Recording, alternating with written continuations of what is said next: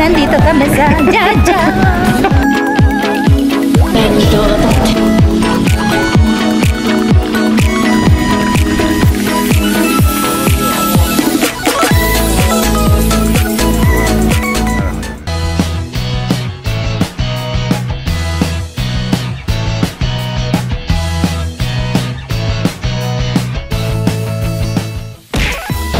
For today's video, wala niyo kung nasan tayo?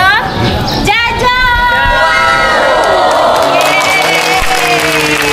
So ayun guys, sa wakas nandito na kami sa Bigan, kung saan napakatagal namin pinangarap at ito nga si Nani nakasama natin dahil sabi niya ay matagal niya nang gusto pumunta dito pero sila hindi pa nila alam itong lugar na to, kaya dito ko sila dinala talaga para makita nila yung ganda ng Bigan na kung saan ay napakatagal ng panahon na nakatayo ang mga building dito at isa siya sa World Heritage na tinatawag dito sa Pilipinas. Tara na at simulan natin gumala! Go! So yun na nga, finally guys, nakapunta na rin tayo ng Bigan na ang tagal-tagal na namin pinaplano nila Papa, pero biglaan lang yung pagpunta namin at medyo nagkakaroon pa nga ng problema dahil si Kuya Glenn ay nilalagnat. At ang layo ng biyahe natin ay 8.5 hours from bahay hanggang sa Bigan. Kaya naman nag-stop over muna kami sa service area dahil nakita ko yung mga mukha nila Ate Aska ay parang nakasimangot na, ibig sabihin ay mga gutom na. Bibili tayo ng price para kay Ate Aska at akin. Para mabago yung mood nila kasi medyo gutom na yung itsura ni Ate Aska nyo. Kaya kailangan natin lagyan ng gasolina. Hello! Ang hirap din. San Fernando, Pampanga. Ang hirap din kasi bilan doon. Pampanga. Pampanga, Kene. Gusto program. Ano mo na mo ka? Ladies. Ladies. Okay. Alam nyo na yung mag-ate, ang paborito nila talaga ay yung french fries. Kaya naman buti na lang. Ay may nakita tayo dito, Potato Giant. At ayan nga sila ate, nagpapa-shoutout sa atin. Shoutout sa inyo ate. Medyo natagalan talaga yung pag-upload natin. So ayan, pagkabalik namin ng sasakyan, diretso ulit kami at non-stop na yun guys hanggang La Union. At napahinto lang kami dito kasi nga talagang mga gutom na kami. Kaya naman nakahanap tayo dito ng Greenwich na kung saan ay tagal-tagal ko nang gustong makain at ulit. Buti na lang nakahanap tayo dito sa may La Union. At isa talaga to sa mga paborito kong kinakain kapag umuwi ako ng Pilipinas, lalo na yung Hawaiian pizza. At nakakatuwa tong si ate, nakilala niya tayo. Sabi niya sa akin, ma'am, ikaw po ba yung kumakain ng strawberry sa Japan? At nakakatuwa lang kasi talaga ang laki-laki ng Pilipinas, kahit saan tayo mapunta ay may nakakakilala sa atin. At thank you sa inyo, shoutout sa inyo guys. At itong binili natin pizza, sinadjust niya sa atin na buy one take one, which is mas nakakamura at nakakatakam guys. Habang ini-edit ko to, namimiss ko talaga yung pizza nila. Hawaiian pizza ng Greenwich. Grabe guys, ang sarap na. At alam nyo bang diet ang lola nyo, habang ini-edit ko to bigla akong nagutom at nag-crave sa pizza ng Greenwich. Baka pwede naman makarating dito yan sa Japan. So tapos namin kumain, si Papa nagyakag pumunta dito sa katabing simbahan na ang pangalan niya ay Pilgrims Church. At napakaganda guys ng simbahan na to. Actually gusto ko talaga pag nag-travel kami someday ni Papa, yung puro church talaga yung pupuntahan namin. Kasi yung mga Hapon guys, mahilig talaga sila sa mga itsura ng mga simbahan. Na-amaze sila sa mga Catholic Church natin, yung itsura at pagkakagawa. Which is nakaka-amaze naman talaga guys, kahit na ako pagkapasok ko pa lang ay namangha talaga ako, parang feel mo talaga yung sinang-unang panahon. Plus na-appreciate ko yung mga taong gumawa nito na napaka-google talaga magpagawa ng mga ganitong klaseng kagagandang mga simbahan na syempre taon at pera din ang pinagana sa pagpapagawa niyan. At nakaka-amaze talaga yung itsura nila sa loob, parang ang sarap magdasal araw-araw. Syempre nagdasal din kami para magpasalamat dahil naging safe yung ating biyahe at sana gabayan kami araw-araw hanggang sa maging success yung ating pagbablog. At ayun na nga, pagkatapos natin kumain at magsimba ay dumiretso na kami sa aming pupuntahan na kung saan ay wala nang stop sana. Pero ito si Papa, pagkakita sa dagat, abay gustong huminto at gusto magpa-picture doon sa mga gilid-gilid. Akala niya yata katulad sa Japan na pwede kang huminto at hindi ka mahagip ng sasakyan. Masyado. At finally, nakarating na rin kami ng Bigan at tinapot na nga kami ng alas 5. Kaya nang tanong-tanong kami dito, wala na mapapasyalan. Dito lang din kami sa looban ng Cordillera, naghanap na mapaparkingan dahil nga pwede sila magpa-stay kahit na 24 hours. At ang gaganda ng mga display na lang sasakyan dito. At ito nga, naabutan natin yung prosesyon ng Cristo kung saan ay si Papa nag-enjoy. At dahil wala tayong hotel pa na nahahanap, ay ito, nag-ikot-ikot ang lola yung kasama mag-anak. At dito nga yung nakita natin yung Hotel Luna. Napakaganda niya kasi sa labas pa lang guys, maa-amaze na kayo talaga kasi parang napakaluma talaga. At yung sa loob, sobrang gaganda ng kanilang mga disenyo. Yun nga lang, hindi haport ng lola nyo. Kaya naman, naglibot-libot pa kami kung saan ay yung kaya lang ng budget natin. Dahil biglaan nga lang yung ating travel. Kaya limit lang din syempre yung ating panggastos. At dahil nga sa lahi ng biyahe natin, makikita nyo naman sa mga mukha namin ng mga mukhang pagod na pagod at nanlalagkit na. Kaya naman gusto namin makahanap ng matutuluyan. At ito nga si Kuya, habang kami naglilibot ay nauuhaw daw siya at masakit daw ang lalamunan niya. Kaya gusto niyang uminom saglit ng gamot. At ito nga rin kami nagtanong sa tindahan na to kung saan kami pwedeng gumala. At sabi nga ni nanay ay wala nang gagalaan ng ganitong oras. Kaya pwede daw kaming gumala kinabukasan, agahan lang daw namin. At pwede kaming sumakay ng kalesa na mas makakamura kami. Sa haba-haba nga na paglalakad namin ay nakita namin tong The Cordillera Inn. Napakahirap pang bukod sa napakamura ng kanilang rate dito ay napakaganda rin ng kanilang place. At ang mga staff nila dito ay super friendly. Kaya naman napakadali nilang kausap. At pinakamasaya na sa tapat na mismo kayo ng mga pasyalang katulad ng mga souvenir shop at kung ano-ano pang kainan. 日本でいう中華街みたいな。 Nakaubahiga dessert. Ang maganda dito kasi guys, marami siyang tindahan sa paligid na mismo, tabi na mismo na itong hotel na to.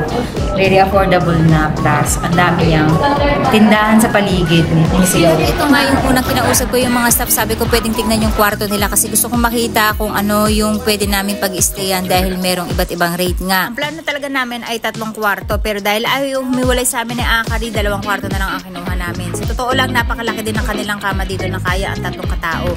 Pero kapag mag-i-stay kayo dito at kailangan nyo ng extra tao, ay magre-request lang kayo ng isang kama at mag-a-add lang kayo ng 500 pesos. Meron na kayong extra kama doon sa may gilid. At dahil napag-desisyonan na nga namin na dito kami mag-i-stay, ay kukunin lang muna namin yung aming mga gamit na nandun sa parking. O diba ganun ka-safe dito, kaya mong iwanan yung mga gamit mo na nasa parking lang.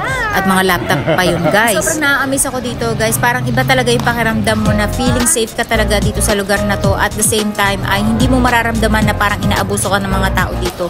At napaka-friendly nila kapag nagtanong ka o tingnan nila ng walang halong pang-aabuso at mararamdaman mo talaga guys, tuturo talaga nila sa'yo hanggat maaari kung saan ka makakapunta. Nandito kami sa Jaja! Naiihina ako. Musikustahin mo yung Asta siya, sarawa. Asta. Paano mag-intro daw kami at dahil napakadaming tao nahihiya akong magsalita dahil nakahambalang mismo kami sa gitna kasi mas maganda talaga kapag nag-intro ko ng mga ganito ay nasa gitna ka mismo ng Cordillera Street dahil maganda talaga yung view sobra. First time kong gumala sa isang lugar na sobrang na-amaze talaga ako. Siguro hindi lang dahil sa ganda ng view na nakikita ko kundi pati yung nararamdaman mo talaga guys na napakababait ng mga tao dito at hindi mo mararamdaman pera-pera lang ang kanilang gusto sa'yo. Yung parang happy to serve you, ganun yung mararamdaman mo talaga sa kanila. Sabi ko sa sarili ko, next time na babalik kami dito ay kumpleto kami ng pamilya ko at talaga namang susulitin ko yung buong linggo. Dahil 2 days, 1 night lang ang travel ng lola nyo today, kaya naman sobrang bitin talaga. Starbucks 行きたいな、明日。メキシコ風スターバックス。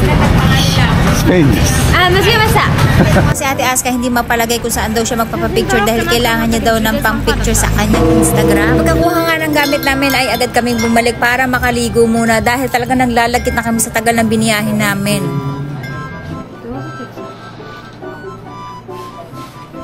Jajan!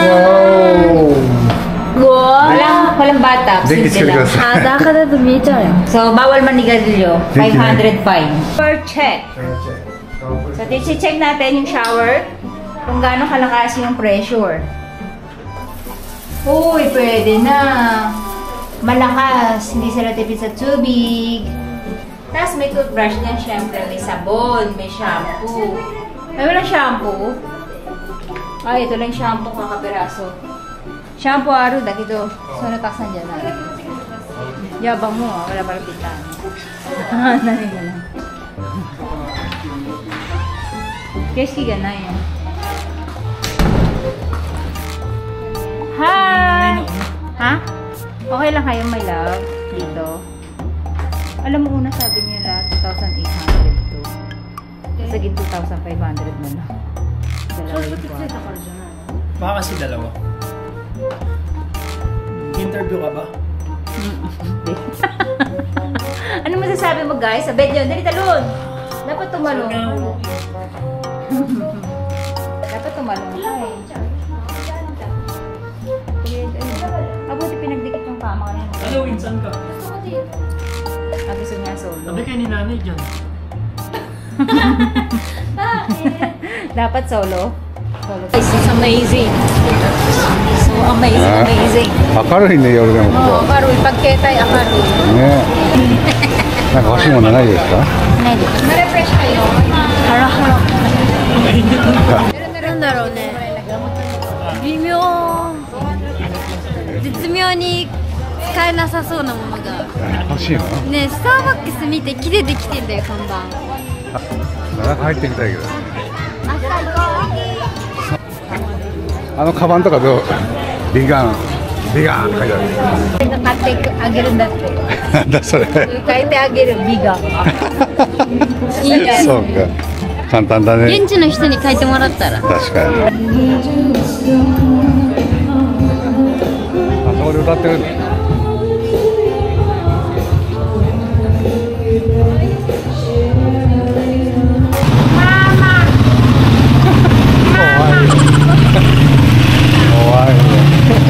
Marcos Museum, meron din dito. Ay, saan pa yun, Nay? レストラン街みたいな。ほらね。レストランの集合体。あ、ここ面白そうじゃない？ Mabila marudres si nanay. なんか食べたいものないですか？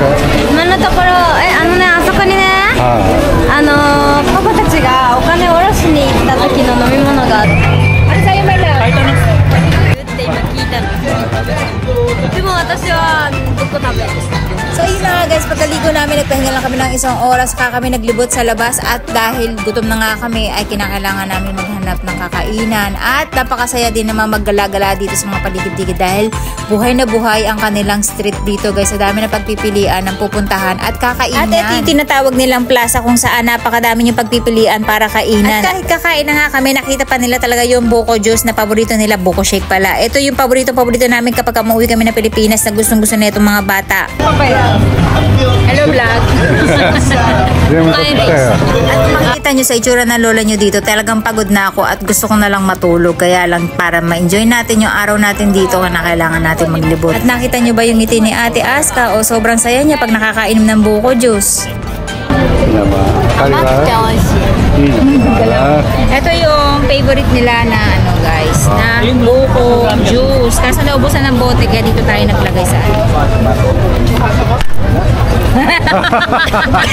Ang galing. Tadakimasu.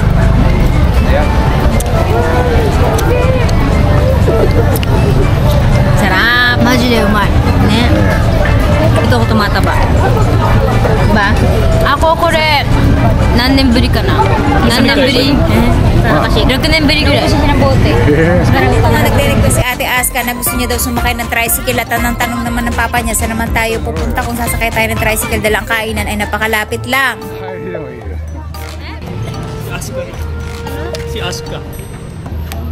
Sabi na narinig ko yung dalawa mag-jowa. At habang naglalakad kami, palagi nakakarinig si Kuya Glenn na may tumatawag nga sa aming Aska at dahil maingay yung paligid ay hindi namin naririnig. Hi. Hi. Si Aska. Naganito kayo. Alam niyo, tuwa-tuwa lang ako sa asawa ko kapag ganitong may lumalapit sa amin at gusto magpa-picture. Siya talaga yung super tuwan-tuwa dahil nga hindi niya nga na-experience to sa Pilipinas. At ngayon nga ay natutuwa siya dahil nakikita niya na marami na rin nakakakilala sa atin pag umuwi tayo ng Pilipinas. Siyempre dahil yan kay Ate Aska. Siyempre thank you din sa mga sumusuporta kay Ate Aska at ganun din sa akin. Maraming salamat sa suporta at time na binibigay niyo sa amin. Arigatou gozaimasu. Minsan nahihiya din ako kay Papa kasi siya pa talaga yung ginagawa namin cameraman. Minsan pag kami kasama din ako katulad nila Kuya Glenn at Nanay kasama namin to time na to. Minsan nagsusorry ako sa kanila kasi baka na-offend sila o na-out of place sila kapag ganito nagkakaroon kami ng time para sa mga fans ni Ate Aska. Pili nga namin kainan ay chowking dahil namimiss nga daw ni Ate Aska yung chow fan. Ewan ko saan niya napulot yung chow fan pero alam ko nga may chow fan dito. At si Ate Aka rin naman ay yung halo-halo. And then si Nanay naman ang gusto niya naman daw ay kumain ng mami kaya dito na rin namin napili kumain dahil ito na yung pinakamalapit dun sa napuntahan namin. Bukod sa affordable ay masarap na rin naman ang pagkain dito. Nagkataon nga lang na oras ng kainan kaya napakahaba ng pila at medyo nagtagal kami sa paghahanap ng lamesa.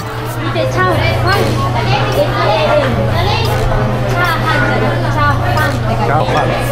Nani? Chowpan ってそういう意味だったの？ Ako chow fan. Chowpan. Chow fan. Tapos alam nyo guys, sa pagtanto ko na hindi lang pala mga teenager yung mga fans ni Ate Aska. Kadalasan na nakikita ko sa kanila ay mga 7 years old to 10 years old. Napakadami din pala mga bata na fans ni Ate Aska. Kaya thank you sa inyo. Ciao, fan, psycho. 名前言っちゃダメだ。 Ay, hindi na inanay, di ba? Hindi na 中国でしょうか、日本語でしょうか。さとち。中国。 Dumating na nga yung order natin kung saan ay kanya-kanya kami nang nagustuhang kainin at sila nga ni nanay ang napili nila ay mami at dito naman si Ate Aska yung paborito niyang sweet and sour dahil naubusan nga kami ng chow fan. And then ako ang in-order ko dito ay yung Laureate na kung saan ay may mix na nakalagay, may pancit canton, may manok at kung ano-ano pa. Si Kuya Glenn hindi ko alam kung ano yung napili niya at si Ate Akaryata ay hindi kumain dito dahil nabusog siya sa buko juice. Medyo ang nakukulangan lang talaga ako pag kumakain tayo ng mga fast food sa Pilipinas. Ang hinahanap ko talaga ay yung mga gulay. Kulang na kulang talaga tayo guys sa mga accent ng gulay, side dish ng gulay. Wala rin tayong salad. So yun, nakakalungkot lang. Nga napagalitan ako ni Kuya Glenn dito kasi talaga ugali ko na guys kumakain. Pagkatapos ay nagliligpit ako ng lamesa mapa Japan hanggang Pilipinas. Dala-dala ko talaga yun. Kasi for me malaking tulong yung para sa mga staff kasi bukod sa maliit lang yung sweldo nila ay nakakatulong tayo kahit paano nababawasan yung kanilang trabaho. At syempre dahil nasa bigan tayo, ang itsura ng mga kainan dito ay katulad lang din ng mga old houses. Nakaka-amaze. At ang sabi nga ni Ate Aska dito gusto niyo sumakay ng tricycle kaya lang dahil nga nabusog tayo kailangan natin maglakad pa uwi. 車の時間が長かったですね。車の時間しかよくわかんなかった。 朝早く。 Yung pala, 7-Eleven yung umusuro yung 7-Eleven. At ayun nga, nakakita tayo dito na napakagandang 7-Eleven dahil makaluma rin ang kanilang disenyo at kakaiba, nakita nyo naman ang 7-Eleven nila dito, kulay brown ang kanilang signage. Yun nga lang, hindi siya yung common na 7-Eleven na makikita natin na medyo maluwag lalo na kung kayo ay makakarating sa Japan. Kaya medyo ingat-ingat lang at baka tayo ay makasagi ng paninda. At ang bata tuwang-tuwa dahil sa dami na nakikita niya chichirya pero ang unang-unang gusto niya dyan, syempre yung Nova na pinaka-paborito niya at si Ate Akari hindi makapag-decide dahil ang gusto niya talaga ay ice cream. Dito nagtatapos yung aming buong maghapon at hindi na rin kami sumakay ng tricycle o ng kalesa dahil mas gusto namin lumakad papunta sa aming hotel na tutuluyan dahil para matagtag naman yung taba ng lola nyo at sobrang nabusog kami ngayong gabi. Kaya abangan nyo yung kinabukasan natin ng gala na 4 na oras lang pero super nag-enjoy kami ng buong pamilya.